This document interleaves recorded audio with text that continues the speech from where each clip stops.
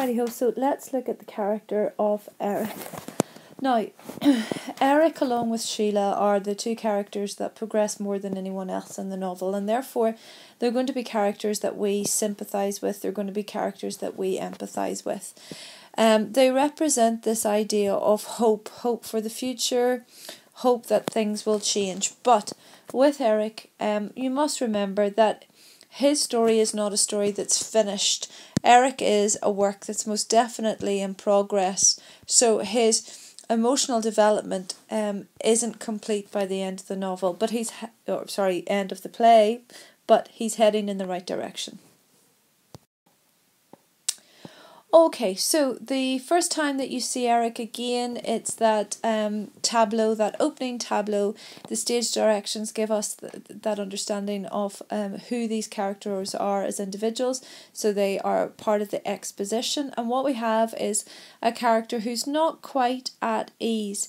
He's a character who's half shy, half assertive. So therefore he's a union of opposites. You have these paradoxical elements within Eric's character, and you must remember that that's how he appears at the start, and there are still traces of those sort of oppositional elements within Eric at the end. He is not complete, he is not the perfect acolyte to the inspector, but what he is a person who we can have hope, within whom we can have hope, a character who represents goodness, who represents progression, but is not completely there yet. So that idea that he starts in a paradoxical way, half shy, half assertive, is I suppose maintained throughout the play, because he ends still with those oppositional elements apparent. Now, the first time that he speaks, it's not really anything that he says. The first time you hear him vocally is that sudden guffaw, and that's an inappropriate laugh. It's not applicable to what's just been happening at that time. And also he uses language that's associated with immaturity, colloquial language such as ass, and Sheila calls him squiffy. And it's clear that the younger generation speak differently from the older generation. There's a lack of formality there. There's an informality in the way that they speak. But you know what? That's not a negative thing. It would be seen as negative by their parents. But the informality suggests that they are in some ways at ease in each other's presence. Therefore, there is some level of connection between Sheila and Eric, and that's a level of connection that Sheila and Eric have that their parents don't have with them. You know, their parents' conversation with them is quite formal, it's quite detached, it's quite emotionally cold, yet you have that sort of warm informality, sibling squabbles, but still there's a warmth there. Eric and Sheila bring that in at the start. But also too, in relation to theme, the idea of generations and age, the generational split that we have at the end of the play, we also have it here at the beginning. So there is that idea, you know, the circularity of the play, because at the start we have this idea that Sheila and Eric are united by their language, just as at the end of the play they'll be united by their common belief in the inspector. Okay, so with Eric and interaction with his dad, you've got that distant relationship with his father. His father dismisses his concerns in his father's rant, his monologue rant, in which we enjoy the dramatic irony of his father's stupidity, talking about the Titanic and no need for war. Eric brings up the question, what about war? And his question is just trounced by his dad. His father refuses to, you know, allow that to be a legitimate concern. And by stifling Eric, then what you have is his dad acting in a metaphorical way, where Berlin chooses to dismiss or drown out the voice of opposition. And also remember, that's important for Eric, because if there were a war, and of course there is going to be a war, there would be the understanding that it would be Eric who would be fighting, not his dad. Therefore, it's a legitimate concern for Eric, but his father doesn't see it as that. And that emphasises the distant relationship that he has with his dad, and that becomes more obvious as the play continues. As for Eric's place within that room, it's very clear that there are interactions between Burling and Gerald that deliberately exclude Eric. They're laughing conspiratorially as if they're sharing confidences, which of course they are, because Burling is eager to ingratiate himself with Gerald. That idea about, oh, if we keep ourselves out of the public scandal, then he's up for a knighthood. But also too, you have that idea that Burling makes Gerald feel like he is the son-in-law he always wanted, to the detriment of poor Eric, who feels perhaps a little bit excluded. There's a strain there, obviously, between Eric and his dad. And that strain, perhaps, is one of the things that create the sense of insecurity within Eric. Okay, Eric's secret life. Now, subtext below the words in Act 1, there is that hint that Eric has something to hide when they're talking about women and how they love clothes. Eric's response to his father suggests that there's a secret to hide, that it can involve a woman. Of course, as the play goes on, we understand what that means. But what you have is this idea that when Mr. Burling and Gerald listen to what Eric has said there, Eric changes completely. An abrupt end to his reminiscence, just single word responses, something he's not willing to communicate, something that he wants to keep hidden. And of course we're not quite sure why that is, but it creates tension. And the tension's already there between father and son, but it also brings a sense of tension onto the stage that we as an audience can feel, because we are wondering, what is it that he has to hide? Okay, now, in response to the inspector, the arrival of the inspector and the beginning of the story of Eva, Eric contrasts with Gerald, because when Burling's talking about what he did and why he, of course, had to sack Eva, Eric's response is different from that of Gerald. He looks at it from Eva's point of view rather than from Burling's, and it brings this sort of empathic link between Eric and Eva that will only help us like Eric as he goes on this sort of moral journey throughout the play. He acts as a foil opposite to his dad, and so far we've noticed the strain between father and son, but in terms of them actually being oppositional characters, that doesn't become apparent until Eva is brought in. The idea of Eva is brought in, because these two have different attitudes to capitalism. Eric is obviously aware of his dad's judgments, but he questions the morality of his dad's judgments. He makes a valuable point where he equates the desires of the Burlings with the needs of Eva. He states, why shouldn't they try for higher wages? We try for higher possible prices. So what Eric does is he understands his world and he understands Eva's world, and for the first time he makes a connection between those two. And again, that gives us this idea that there is a moral path, a progress that Eric can move towards, because he can link his world with somebody else's. And whenever we're talking about Mrs. Burling, and wherever we're talking about Burling, what we're talking about is self-interest, people who are caught in their own little bubble.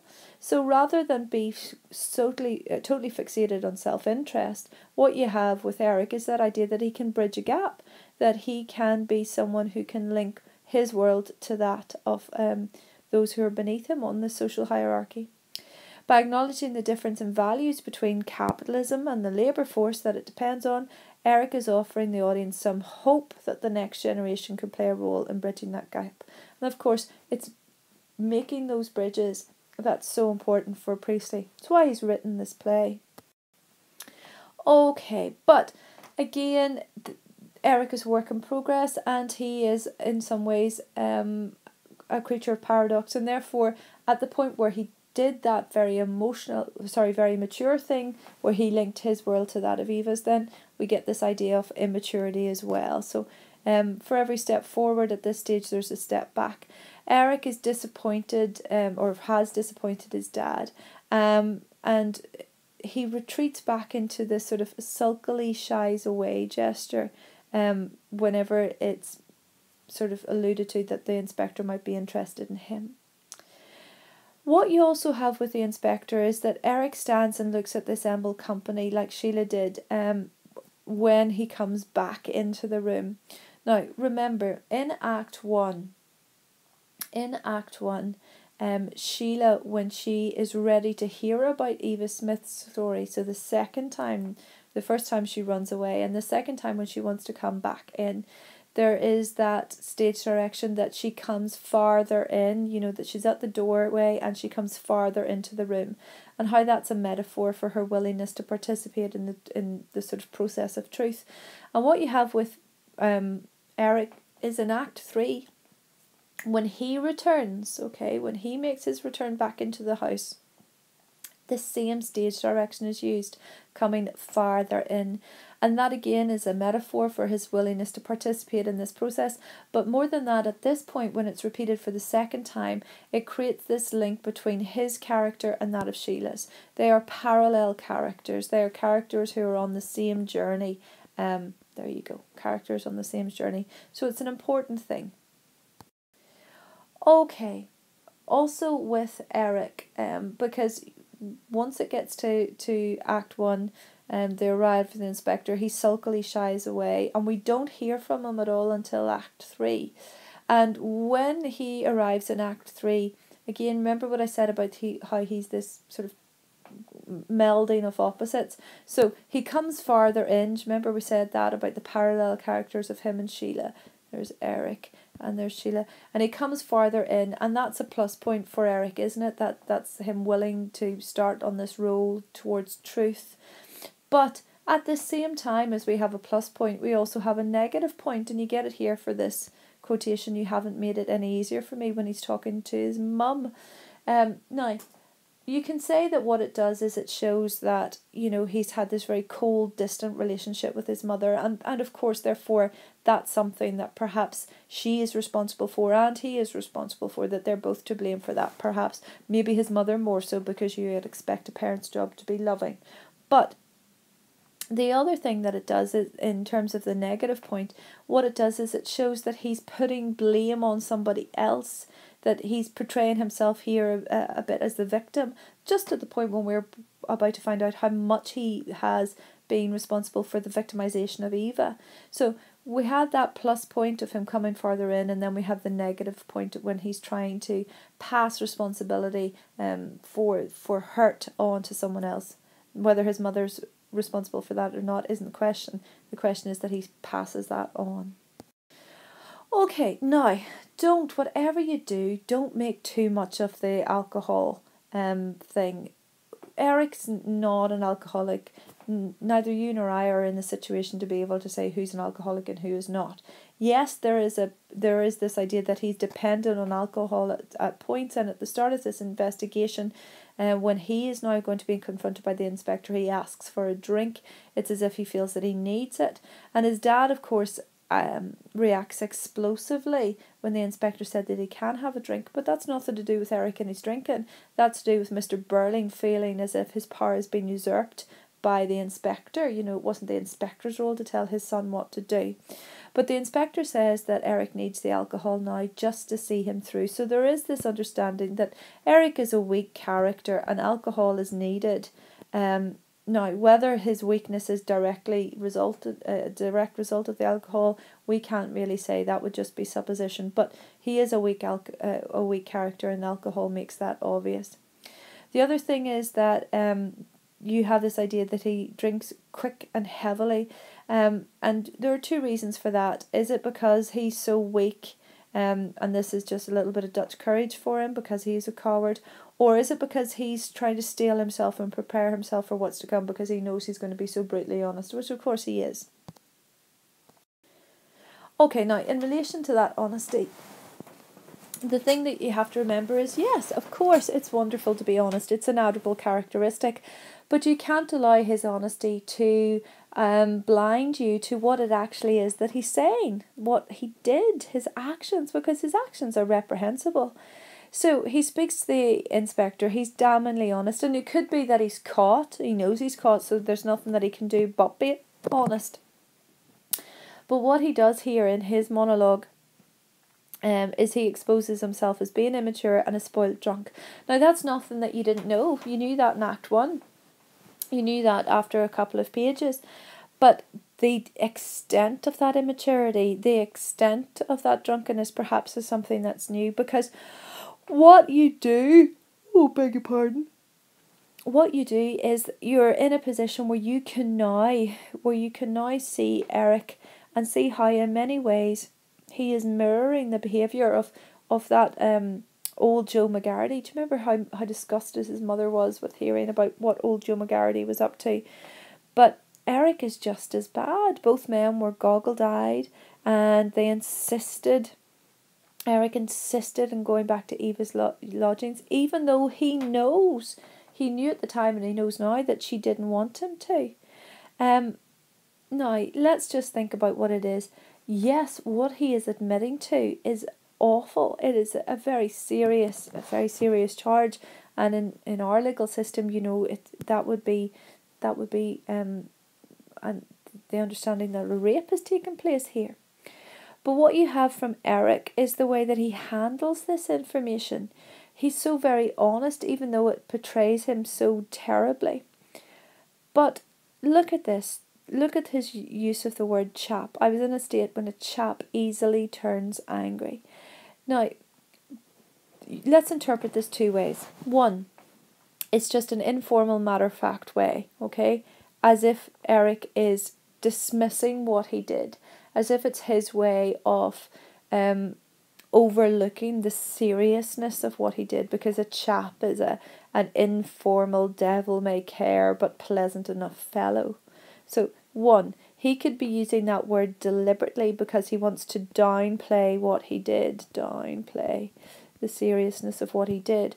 Or two, he could be using that word chap because he really isn't aware of the seriousness of what he has done. He's a spoilt brat who always gets his own way, and it's never had any direct consequence up until now. So perhaps he's just not aware of how serious that is. Now, you know how important counter-argument is, so perhaps if you wanted to be a bit sympathetic to Eric, you might choose the latter idea, that he just has no awareness. Or perhaps if you want to be a bit more critical of Eric, you might choose the former idea, that he's deliberately trying to downplay what he's done. We said before about this idea that how Eric combines opposites, how he is this ambiguous character, because again, there are no clear answers here. Priestley does want us to see ultimately Eric as being someone that we can have hope in, someone who can help change the future in a more progressive way. But there are no simple black and white answers. The only person who is flawless in this play is Eva. So this idea of uncertainty regarding Eric's character is needed in order to create this idea of Eric as a more rounded character rather than just a flat character or stereotype. So when he's talking about what he did with Eva, he's extremely agitated. He uses this exclamation, "Oh my God!" And the key thing is he agitated because he understands what he did to her, or is he agitated because he's sorry for himself? You're not quite sure.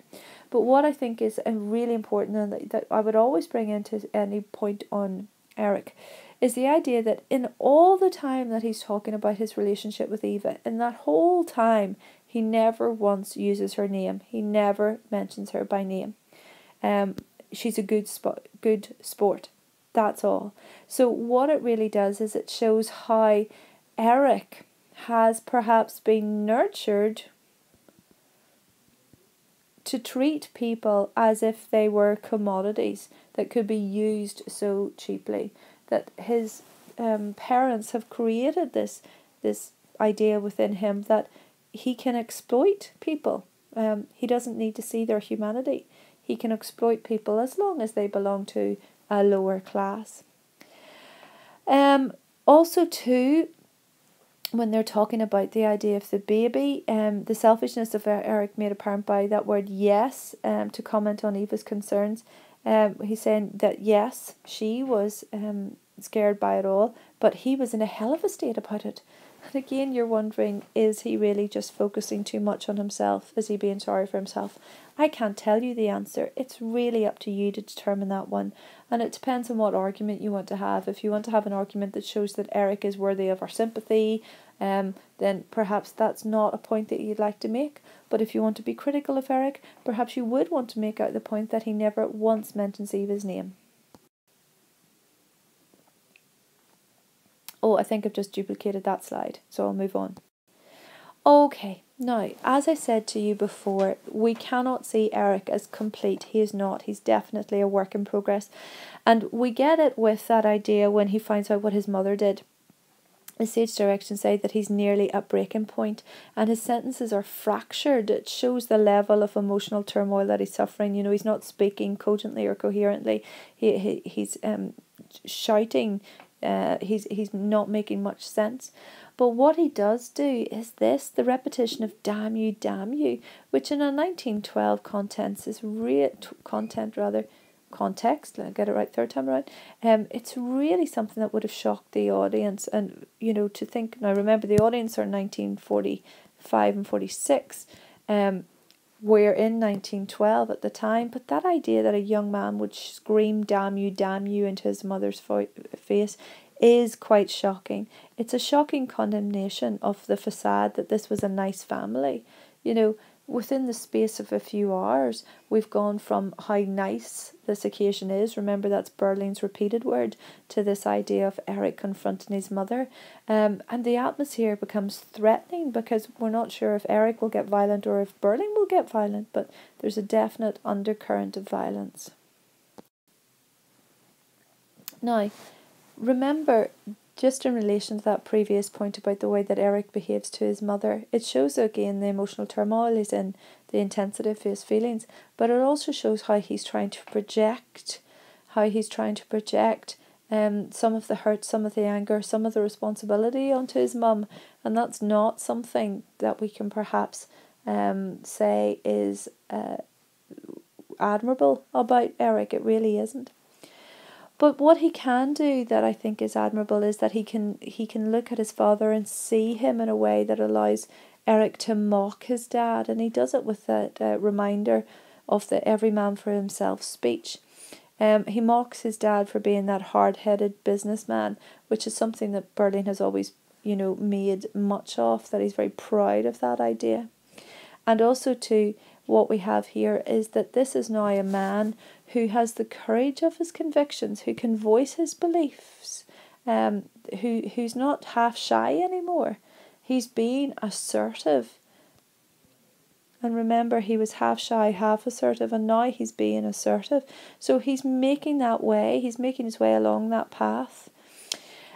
Also too, at the very start, you had the idea of Sheila and Eric being linked by their understanding of each other, that sort of sibling bond that they had, the same sort of colloquial language that they used. But now it becomes a tighter team because what they are doing is they rally round the inspector. They acknowledge that it's their consciences that have both been inspected. So they have both learnt the same lesson. Now, the whole thing is they've both learnt the same lesson. They've both accepted personal responsibilities and personal feelings. Whether they've learnt it to the same degree is really up to you to say. Has Sheila or Eric learnt more than the other? Well, I think that's a point that's worthy of debate. But you can't deny that they've both learnt something and that that's strengthened their unit. Now, this is important. He starts to become a man. It's a step in the right direction, but it's not a complete transformation. It really isn't. And you need to make sure that no matter what you say about Eric, that you understand that. He understands that everyone's bad deeds are still the same, whether the inspector was a police inspector or not. And he could no longer be, I think, described as that young idler, because now he is a young man who's willing to voice his opinion, a young man who's willing to commit to something. So an idler is somebody who wastes their time, whereas what we've had, Eric has done something productive over this period of time. He started on a moral journey, and what he realises, something that his dad never could realise, is that money's not the important thing. that's what he realises. And that's how we get this idea of the split stage, because the younger generation accept they're to blame, their culpability, they want to acknowledge it, and they want to continue on that journey, whereas you've got the obstinacy of the older people who just carry on building their walls. Now, even when the devil's advocate of Gerald turns up and gives them that idea to sort of expunge or get rid of their guilt or get rid of any responsibility, Sheila and Eric don't take it.